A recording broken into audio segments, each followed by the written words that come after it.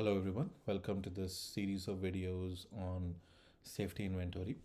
And now in this video, we'll be talking about the concept of postponement and how postponement is one of the important ways in which inventory can be aggregated based upon the ideas that you learn here, right?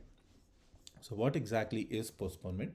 Postponement is a delay of product differentiation or customization until closer to the time when a product is sold. This is useful. This can be done rather when you have common components in the supply chain for the push phase. So, what does this mean? So, the simplest example that I can give, and that's the example that we look at, is let's say that you have a product line which is you're selling T-shirts, and you have different color T-shirts that you sell. Let's say that you are selling white T-shirts, you're selling red, blue, yellow, and green, all these different colors of T-shirts. The question is, should you manufacture all of these different T-shirts all at once and then sell them at a store, or you manufacture, let's say, just the white T-shirts, and then you dye the T-shirts of different colors as and when you learn the demand for each of these products. So you postpone the manufacture of different colored T-shirts till you learn more about the demand for each of these different colors of T-shirts, right? So that's a very common concept, and that's the idea behind postponement. The idea is, should we be doing postponement, and what is the how much money do we save by postponement, and so on. So that's what we'll be talking about, right? Okay. Now, let's say that here is a example. Again, this example is from the textbook. So let's look at the textbook example.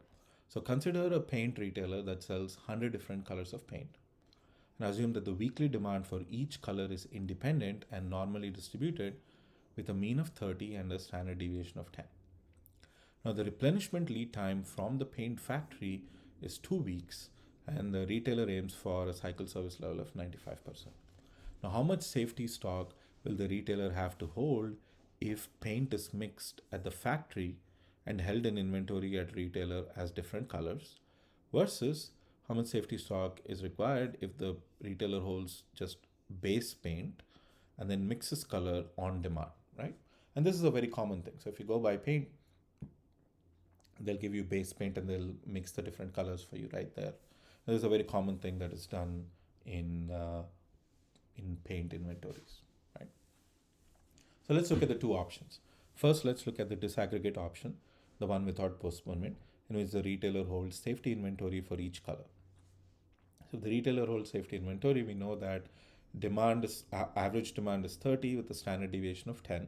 We also know that lead time is 2 weeks and cycle service level is 95%. So again, safety stock will be the inverse normal distribution of 95% times square root of 2, square root of the of lead time, times the standard deviation of weekly demand, times 100, because we are holding 100 separate colors in inventory. So the total safety stock will be 2,326 units. Now, if we aggregate all of these colors together and assume that the demand is not correlated, now this is a big assumption because there are colors that tend to have highly correlated demands, but here, just for simplicity of calculations, we are assuming that there is no correlation in demand.